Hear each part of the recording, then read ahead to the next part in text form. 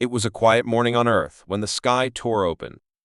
At first, people thought it was just another weather anomaly, a strange light bending the clouds. But soon, satellites caught it, cameras zoomed in, and every screen on the planet flashed the same message: an unknown object has entered orbit.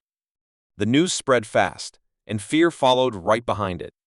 It wasn't a meteor, it wasn't debris, and it wasn't from Earth. It was a ship.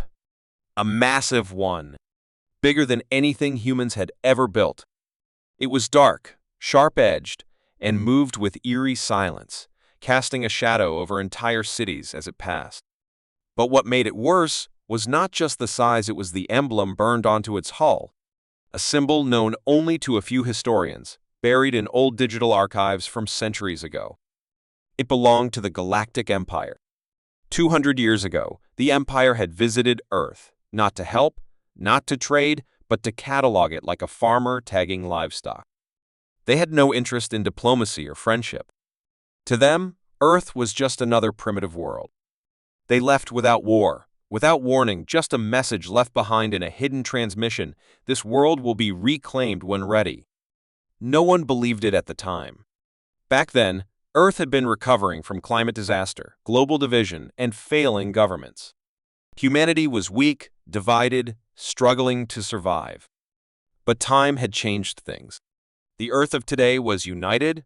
The nations of the past had merged into one council, formed not by power but by survival. Technology had advanced quickly, faster than anyone expected. Cities floated, AI assisted every part of life, and deep space probes had already reached beyond Pluto. And most importantly, Earth had prepared for this moment. In silence, in secret. The Empire's return was not unexpected, but the timing was. A signal was received from the massive ship, a cold and formal message directed to the Earth Council. It was not a request, not a question, it was a command. The voice, smooth and mechanical, declared Earth a property of the Empire and ordered immediate planetary submission. All defense systems were to be shut down, and a welcoming fleet would land within hours. The message ended with a single statement: resistance will be punished. Across Earth, silence followed. For a brief moment, leaders around the world exchanged nervous looks. The memories of Earth's weak past echoed in their minds. But only for a moment. The Earth Council's response was not written by politicians. It was written by survivors, engineers, scientists, and soldiers who had built this new world with grit and hope. And the reply, broadcast in a dozen galactic frequencies, was clear: you are not welcome here. That sentence reached the Empire's fleet before their diplomats could prepare. To the Empire, it was unthinkable. No world had ever spoken like that to them, especially not one they once marked as primitive. But this wasn't the Earth they remembered. This Earth had watched the stars carefully, listened to the silence between transmissions, studied the physics of war, and designed weapons not for conquest, but for defense so strong, no one dared test it. Still, the Empire saw Earth's defiance as amusing. They had crushed rebellions on other worlds, civilizations far more advanced than Earth, or so they believed. Within hours, 3 smaller ships were dispatched from the Empire's flagship, sent to Earth's upper orbit to scan for weaknesses. But something strange happened. The ships vanished. No explosions, no distress signals. Just gone. The Empire scanned the area but found nothing, no sign of an attack. That's when fear crept in. Quiet, cold fear. Because for the first time, their sensors weren't enough. Their tech couldn't explain what happened. And their old data on Earth was outdated, centuries old, laughably inaccurate. They tried to send probes. Those too disappeared. No fire, no smoke, no sound, just silence. As if the sky itself had teeth. Back on Earth, the Council activated Level Omega, a protocol never tested, never needed until now. Around the world, hidden facilities came online. In Antarctica, under ice older than civilization, a launch station hummed to life. In the oceans, massive domes opened, revealing plasma cannons powered by deep core reactors. On the dark side of the moon, hidden hangars deployed experimental drone fleets with AI minds trained to outmaneuver any known ship. Earth had no empire, no colonies, but it had prepared for defense in ways no one could imagine. And the most powerful weapon wasn't a machine. It was the human mind. The Empire, now forced to respond seriously, moved their flagship closer to Earth. This time, they activated their full communications array, addressing the population directly. They spoke not to leaders, but to people. They offered technology, peace, prosperity in exchange for loyalty and obedience. They spoke of order, of civilization, of structure and power. But they didn't understand humans. Not truly. The response came not from generals, but from an old woman, chosen by Earth's council, who had survived the old wars and helped rebuild the world. She appeared on every screen, every device, her voice calm, clear, and unwavering. She said, "We have known suffering. We have seen the end and built a beginning. You had your chance 2 centuries ago, and we needed no help. You thought we would kneel. But we stand. And we do not stand alone." The message shocked even the people of Earth. It wasn't just defiance. It was confidence earned, quiet confidence. The Empire hesitated. And in that hesitation, Earth made its next move. A small, single-pilot craft left Earth's atmosphere, heading straight for the Empire's fleet. They didn't shoot it. They wanted to see. They were curious. But as the craft approached, it vanished off their sensors. Then, seconds later, reappeared behind one of their warships. One shot, one clean, precise beam of energy pierced the Empire's ship, slicing it open without an explosion. It drifted, lifeless. The pilot sent a single message before returning. That was a warning. The Empire, for the first time in living memory, faced something they never expected: an enemy not afraid. And in the silence that followed, every soldier aboard their flagship realized the truth. Earth was not weak. Earth was not lost. Earth had not waited to be saved. It had become something new, something stronger. And whatever came next would not be easy. After the Empire's warning ship was destroyed, silence filled the galaxy like a thick fog. But on Earth, there was no fear, no panic. Inside the Earth Council's main chamber, leaders, scientists, generals, and diplomats sat around a long table beneath a glowing world map. Everyone understood what was coming. The Empire would not accept a loss, especially not from a planet they once dismissed as weak and unimportant. But this time, Earth was different. Humanity had tasted unity, and it had chosen resistance not out of pride, but out of memory. The old wounds of past wars had shaped a new generation, one that did not trust words spoken by empires built on slavery and control. Around the world, hidden defense programs activated without alarm. There were no flashy parades or loud speeches. Earth's response was quiet, efficient, and precise. The people were not told to panic. They were told to trust. Underground bunkers opened silently. Stealth ships rose from oceans without causing a ripple. Laser grids formed around key cities, invisible but deadly. Satellites cloaked in adaptive shields took position. The world had trained not just in weapons, but in patience. They had studied the Empire in secret, its patterns, its systems, its weaknesses. They had prepared not for invasion, but for survival. And now they would use everything. The Empire's fleet, insulted and enraged, began its next move. 20 warships broke formation and entered Earth's orbit in a slow, calculated line. Their goal was not total destruction. They still believed Earth could be bent, not broken. But they would punish it enough to scare obedience into its leaders. However, they didn't realize the mistake they were making. In their arrogance, they brought their ships too close, expecting no retaliation. But Earth's defense grid had been rebuilt using technology found in ruins deep under Mars' surface, ruins the Empire had ignored. Humans had reverse-engineered ancient alien shields, cloaking systems, and energy amplifiers. And now, as the Empire ships approached, those old secrets became Earth's sharpest blades. Without warning, 6 of the 20 warships were struck by high-energy beams fired from orbiting platforms that were never detected. The shots came with no heat signature, no trail, just impact. The Empire ships, confident in their armor, didn't even raise shields. They didn't get the chance.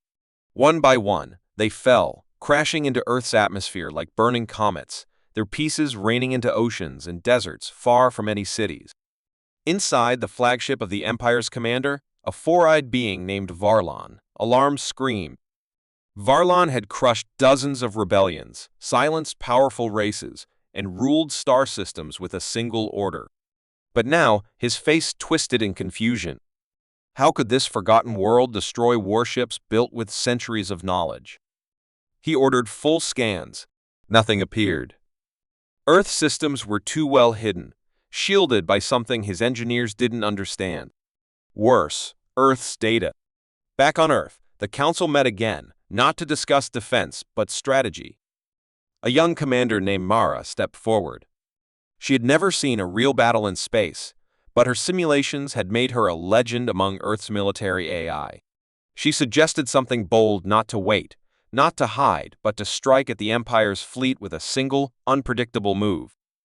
A warship named Hopebringer, small compared to the Empire's giants, was chosen. Built in silence beneath the Himalayan mountains, it was fast, silent, and carried a core weapon no one outside Earth had ever seen. The plan was simple: fly straight through the enemy fleet and disappear. Not to destroy, but to send a message. Not in words, but in action. As Hopebringer launched, the world watched silently. There were no speeches, no cameras. Only a pilot, callsign Rook, sitting alone in the cockpit, eyes steady. The ship moved like a ghost through space, its engine bending light and sound. It passed the Empire's scanners unseen, weaving between ships as if they weren't there. Then, without warning, it charged its main weapon, a gravity lance. The lance wasn't a beam or missile. It bent space itself. And in a blink, one of the Empire's ships imploded inward, crushed into a single point before vanishing. No explosion. Just silence. The fleet froze. They couldn't find the source. They couldn't lock onto the target.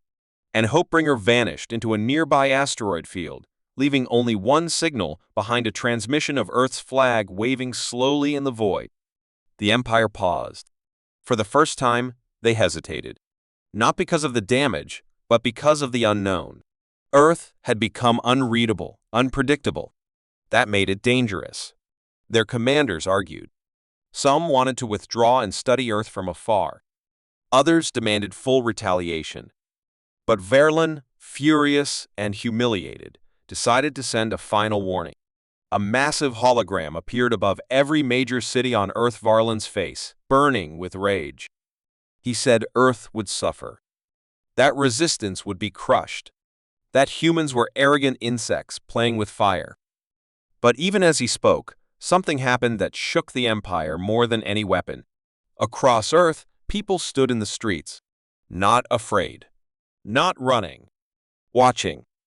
Silent. Billions of them. From cities to villages, from skyscrapers to forests, people looked up, not in fear, but with calm defiance. Varlon saw it. He saw their eyes. And in those eyes, there was no surrender. No weakness. Only strength forged by centuries of struggle. The hologram flickered. The broadcast failed. Earth systems had hacked into the Empire's signal and shut it down. Another message replaced it this time. A human woman in a simple coat, standing in a forest filled with snow. Her voice was soft but strong. We do not fear you. You are not gods. You are not saviors. You are not welcome. In that moment, the galaxy changed. For the first time in its long, cruel history, the Empire had found something it could not control. A world that had grown in the shadows, prepared in silence, and risen not with fire, but with focus. Earth would not bow. And now, the stars were watching. Above the blue curve of Earth, where stars glimmered like cold eyes and silence stretched forever, the Empire's fleet floated with deadly grace. Dozens of black warships hung in orbit, shaped like spears and shadows, casting long, dark lines across the atmosphere. Inside the command ship, Varlon stood at the heart of the bridge, his 4 eyes locked on the image of Earth below. He still believed this defiant world would break, but he now understood it wouldn't break easily. The time for warnings had passed. Earth had embarrassed the Empire not once, but twice, first by destroying their messenger ship, and then by striking their fleet with a weapon no one could trace. Now, the Empire prepared for the first real assault, a calculated strike designed to humble, not destroy. It was a mistake. As the first wave of assault ships moved into position, aiming their weapons at Earth's military bases and communication satellites, Earth responded not with panic, but with quiet precision. Deep beneath the surface, human operators activated defense platforms camouflaged as old space debris, their systems designed to remain invisible even under direct scans. These platforms, called Skyfangs, were equipped with kinetic rail cannons that fired projectiles at near light speed.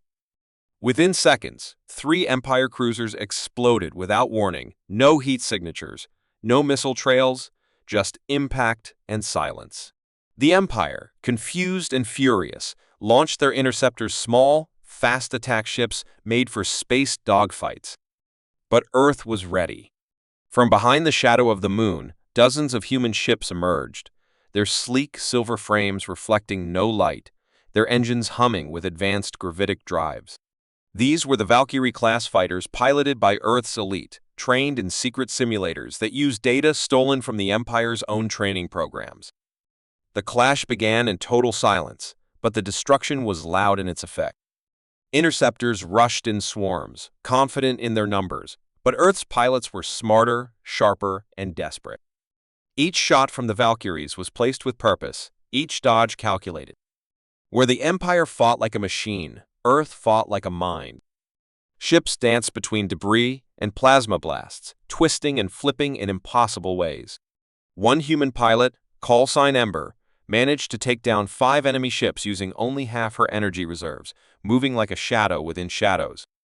Meanwhile, the Hopebringer, Earth's most advanced ship, returned from its hidden location in the asteroid belt. This time, it came not to send a message but to fight. Its gravity lance charged again, and with a single pulse, it tore through the side of the Empire's command cruiser, sending the ship tumbling like a dying beast. Varlon, watching his fleet shrink in real time, slammed his clawed hand against the command table. This wasn't how it was supposed to be. Earth was supposed to be primitive. He barked new orders, switch to full firepower, target Earth's orbital stations, overwhelm them before they could regroup. But Earth had no orbital stations in range. Instead, they had floating decoys, holographic projections that tricked the Empire's targeting systems. The enemy fired blindly, wasting precious energy. Earth's real weapons remained hidden, striking only when targets revealed themselves. The Empire brought overwhelming force, but Earth fought with surgical precision. One by one, the larger ships were dismantled, not destroyed in big explosions, but disabled by focused attacks on engines, life support, or weapons systems. This left them floating helpless, dead giants in space. But the battle was not one-sided. Earth lost ships too. Several Valkyrie pilots never returned. One of the Skyfang platforms was found and destroyed in a rain of plasma fire. A section of Earth's orbital shield grid collapsed, leaving a hole over Asia that exposed part of the surface to possible bombardment. But before the Empire could take advantage of it, they called it the Echo Storm. It was not a weapon of fire or steel, but of sound, a wave of high-frequency signals that caused enemy targeting systems to hallucinate false images. Ships appeared to split into 2, then 5, then vanish. Empire pilots saw friendly ships as enemies and fired on their own. Confusion spread like wildfire.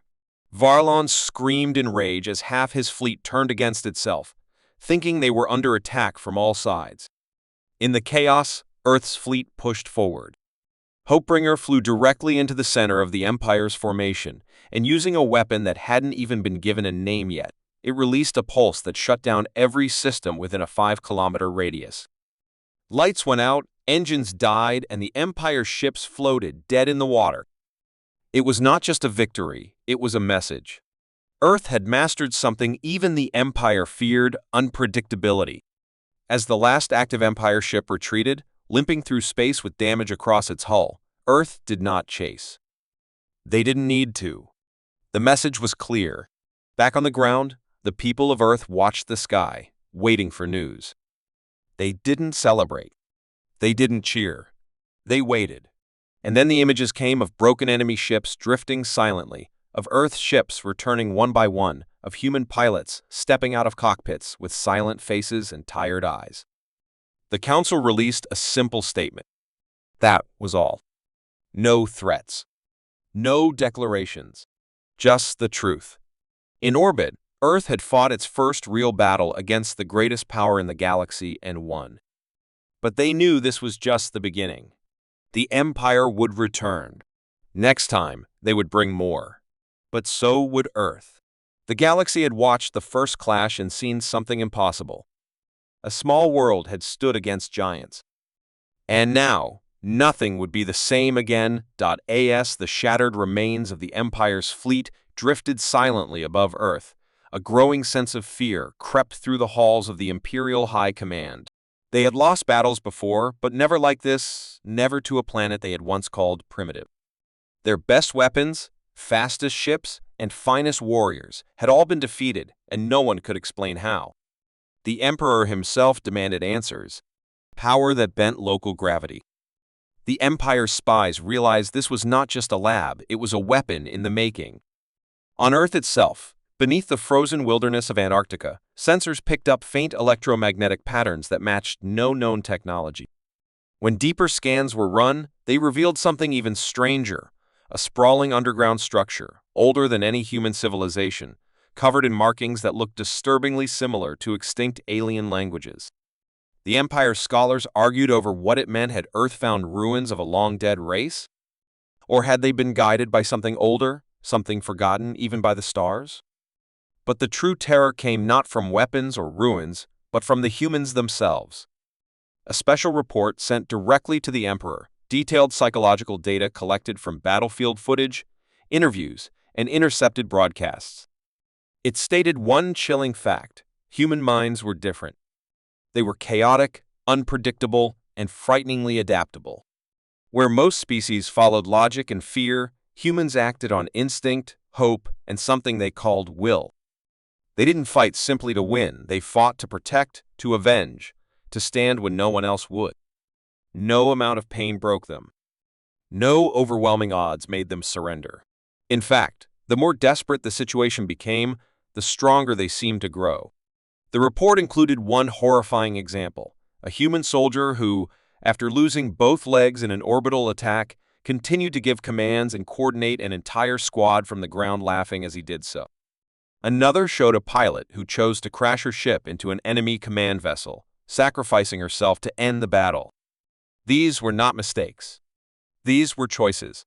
The Empire had seen suicidal charges before, but never with such purpose, never with such effect. The analysts tried to understand the source of this defiance and discovered a pattern in human history.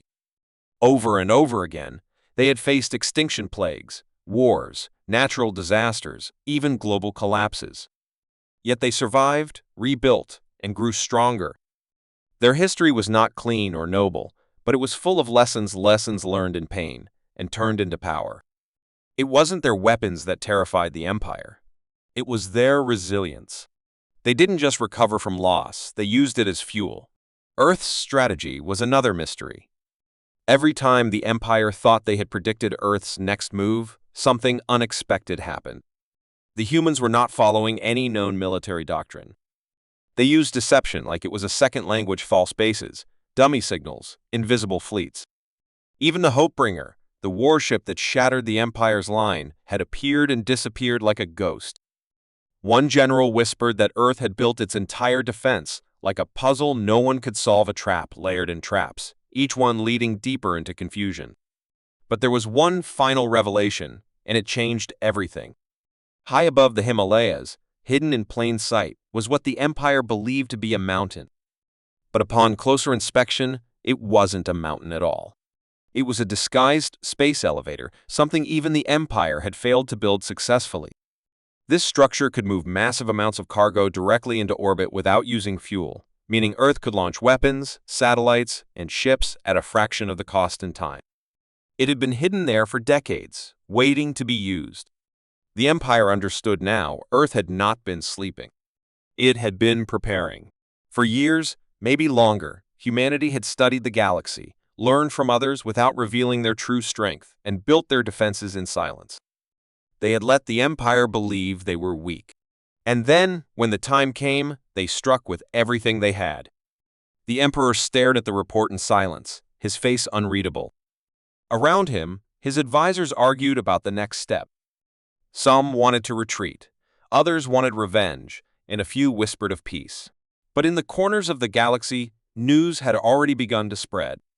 Small rebel worlds, long crushed by the Empire's hand, watched Earth's defiance with wide eyes and silent hope.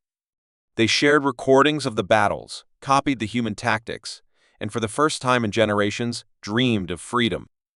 The Empire still had its fleets, its weapons, and its fearsome reputation, but something had changed.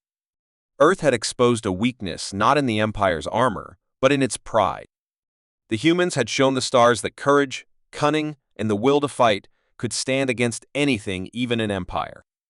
And somewhere, deep in space, other species began to whisper, "If Earth can stand, maybe we can too." The war was far from over. But the tide had turned. The secrets of Earth's power were no longer secrets. They were a warning. And the galaxy would never forget what they had seen. The galaxy stood still. Unbreakable will. After the last Empire cruiser vanished in retreat, Earth activated its global communication array, not just to broadcast words, but to send a warning stitched with purpose and pride. The message was short, yet it carried the weight of 1,000 years of pain, hope, and survival. In perfect clarity, spoken through a calm human voice, it declared, "To all who watched in silence, to all who doubted our strength, Earth is not a colony. Earth is not a subject. Earth is not yours. This planet stands free." The words were followed by a visual Earth from orbit, its continents bruised from battle but still glowing with life, surrounded by the remains of Imperial warships, now drifting like grave markers in space. For those across the stars who had always believed humans were beneath them, it was a moment of disbelief. For those who had suffered under the Empire's rule, it was hope made real. And for the Empire, it was humiliation too deep for words. But what shook the galaxy even more was what followed: a signal, encrypted in layers only the Empire could understand.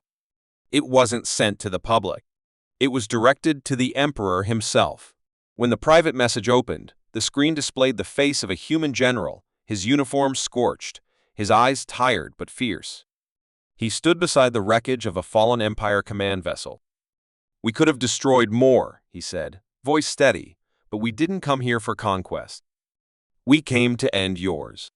He gestured behind him, where human engineers were already pulling data cores from shattered enemy ships. "You left us no choice. You attacked. You lied. You underestimated. You forced our hand, and now we know your secrets." The general paused, then leaned slightly closer to the camera. "You wanted Earth to kneel. Instead, Earth made you bleed. Remember that." The feed ended with one final image, an ancient human quote, burned into the stars with a pulse of light. "We are the storm you thought would never come." Across the galaxy, reactions were immediate. Rebellions flared on distant worlds. Old allies of the Empire fell silent. Traders shifted their routes to avoid Imperial space. And at the edge of known territory, dozens of hidden civilizations, long watching in fear, activated long-abandoned programs for defense and freedom. The Empire tried to respond, tried to claim it was all temporary, a mere tactical setback, but the truth had already spread too far. Earth had done what no other planet dared. It had said no. And it had survived. But behind the strength and the message, inside the war rooms deep below the Earth's crust, humanity remained alert. They knew the Empire wasn't finished. Pride wounded was often more dangerous than pride fulfilled. Earth's leaders, scientists, and warriors worked together like never before. Old borders between nations were forgotten. Flags mattered less than survival. They rebuilt satellites, improved planetary shields, and enhanced AI defense systems that could react in milliseconds. In orbit, new human warships, heavily armored and named after ancient defenders like Aegis and Leonidas, patrolled silently. Each one carried weapons so advanced, even Earth's own people barely understood their full potential. But these ships were not meant for war. They were meant to remind the stars that Earth was watching too. Among the ruins of old imperial wrecks, humans discovered technology far beyond anything they'd seen: quantum engines, mind-link systems, and star drive blueprints written in mathematical symphonies. Rather than destroy them, humanity studied every piece, not just to protect themselves, but to learn. They didn't just want to survive anymore, they wanted to grow. And yet, for all the advancements, Earth did not become cruel. It did not become what it had defeated. Instead, it opened its skies. It sent out its own messages, not of power, but of invitation. To free worlds, it said, "Come, share, learn." To oppressed ones, it said, "We will listen." But to the Empire, there was only silence, because Earth knew that peace meant nothing to those who only understood force. Deep inside imperial space, fear began to take root, not fear of Earth's weapons, but fear of what Earth represented. A world that was supposed to be weak had stood strong. A species that was supposed to be simple had outsmarted them. Humanity had changed the balance of the galaxy, not with numbers, but with defiance. And even though the Empire still held many worlds, those worlds no longer looked at their rulers the same way. Whispers of rebellion grew louder.